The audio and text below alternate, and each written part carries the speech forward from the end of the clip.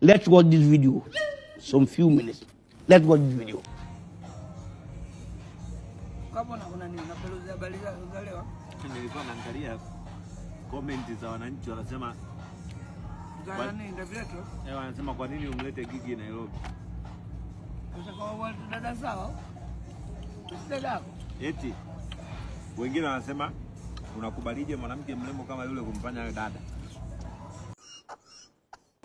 Ndio maana familia zao wamezaliwa watu wafupi, hawajazaa watu warembo. Na familia na kabisa familia watu weusi.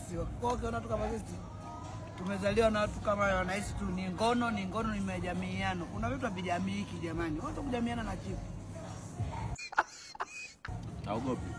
Wewe sio kangangania getini. Mimi sitaki tajiri yani nimenipata trauma.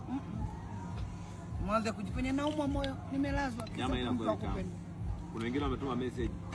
Umempandisha ndege Gigi, nasema jamani. Kwa hiyo ibidi nipandishe ungo Gigi. Ibidi nipande ungo na fagio Gigi au? Alafu wanaweza wakaishi hii ni ya zamani. Kwani hawajui kama uko Nairobi leo?